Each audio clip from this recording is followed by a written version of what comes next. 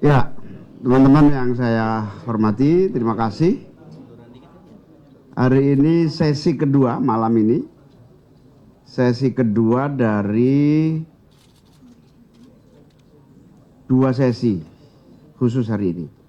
Yang pertama tadi calon gubernur dari Kepri, calon gubernur dari Sumatera Utara, calon-calon gubernur dari Sumatera Barat sudah bersamaan dengan calon bupati, wali kota, dan gubernur termasuk Aceh, 4 tadi pagi.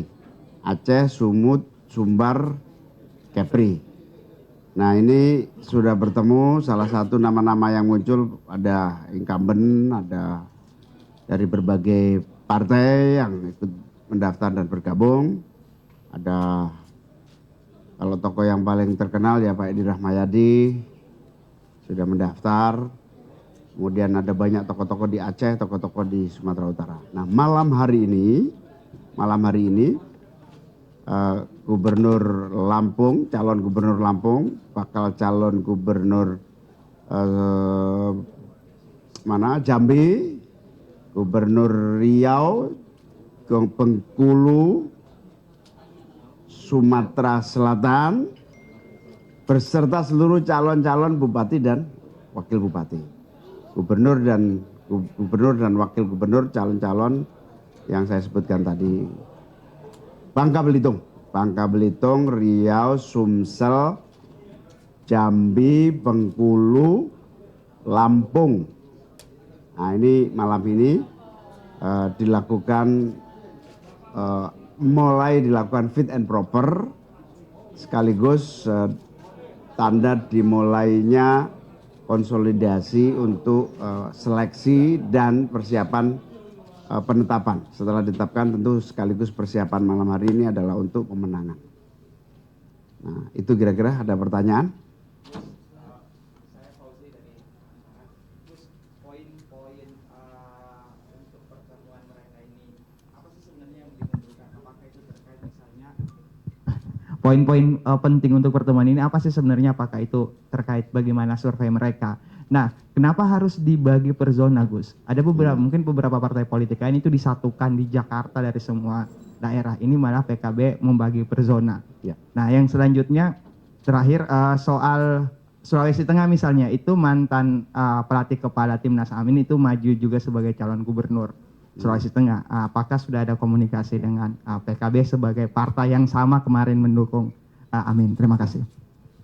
Ya, pengumpulan ini semata-mata faktor teknis saja supaya lebih tidak terlampau besar jumlah yang hadir, sehingga kita bagi-bagi sampai besok.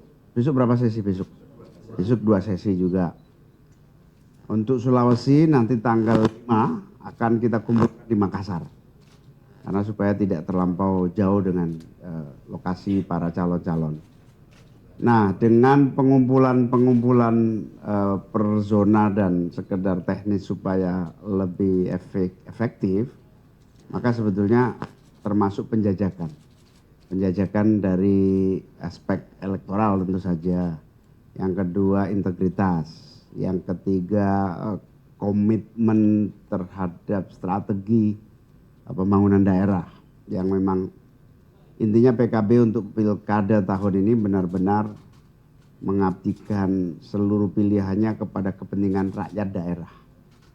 Terutama kita ingin mendorong desentralisasi kembali. Selama ini 10 tahun terakhir terlampau sentralisasi.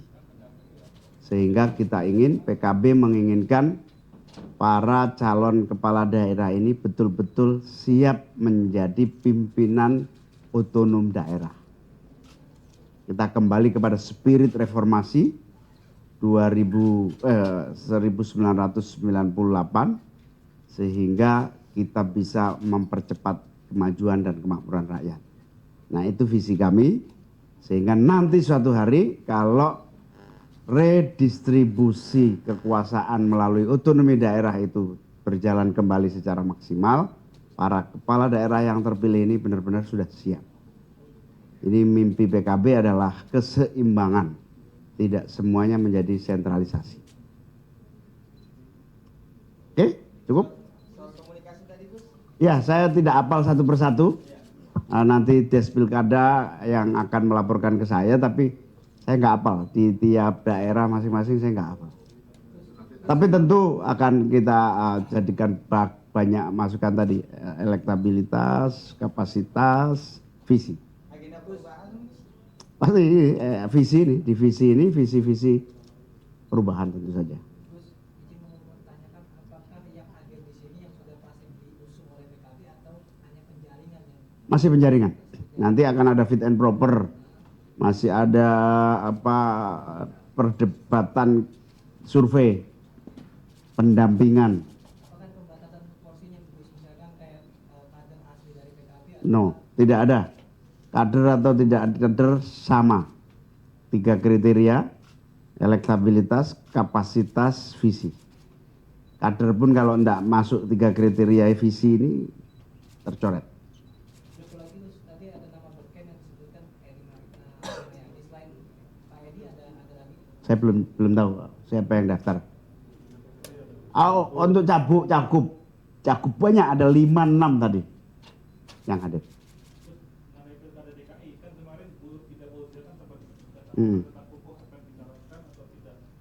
Ya, dorongan dari PKB DKI minta Ida Fauzia supaya dicalonkan. Masalahnya kan kita masih butuh 10 lagi untuk bisa mengusung Ida Fauzia. Ya tentu tidak mungkin kita bisa memastikan kalau tidak ada 10 kursi lagi ya. 10 kursi lagi yang membackup. Tentu proses yang harus kita lihat.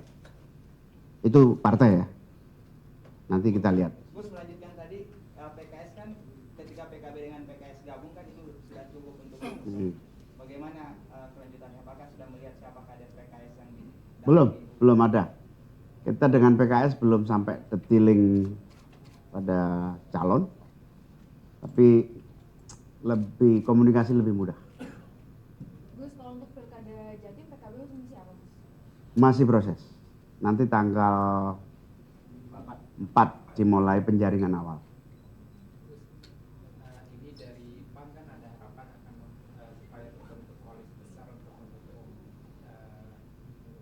Jatim. Kalau dari PKB apakah sudah melihat peta koalisi? Belum, sampai detik ini Bu Khofifah belum mendaftar di PKB. Jadi ya gimana kita nggak tahu petanya. Belum ada komunikasi berarti. Belum, ya pokoknya bagi kita yang daftar yang kita akan. Tapi khusus PKB bisa mengusung satu pasang calon ya Gus? Siap, satu calon, bisa sendiri, bisa mengusung. Kita punya banyak daerah yang bisa mengusung sendiri, kita banyak daerah yang juga harus koalisi. Ini kan habis Pilek dan Pilpres serentak, dan untuk pilkada ini persiapan logistiknya bagaimana? Apakah dibahas dalam rapat-rapat dekat ini? Logistik Pilkada mendatang, pembiayaan.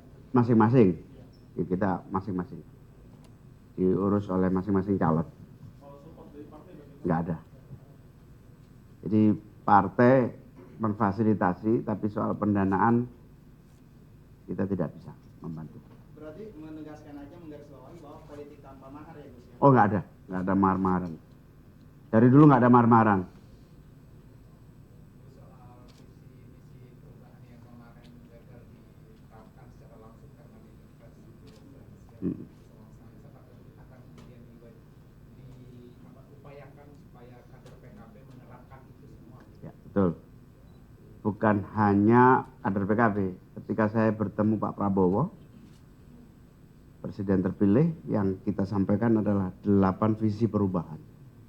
Yang menurut kami, dan saya baca statement Pak Prabowo 2 hari yang lalu juga, iya tidak ada pilihan, memang ada sesuatu yang memang harus dirubah.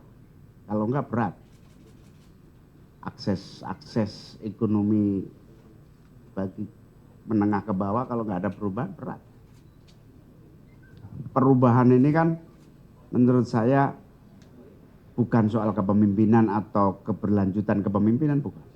Itu sudah selesai, Pilpres sudah selesai.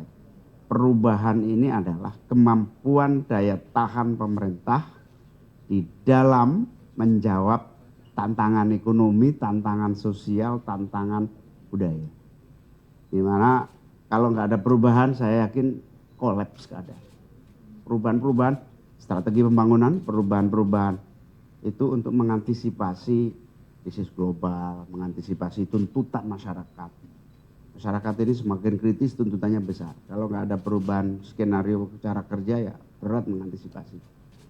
Beras misalnya kalau nggak ada perubahan strategi, wah, kolaps kita, impor terus.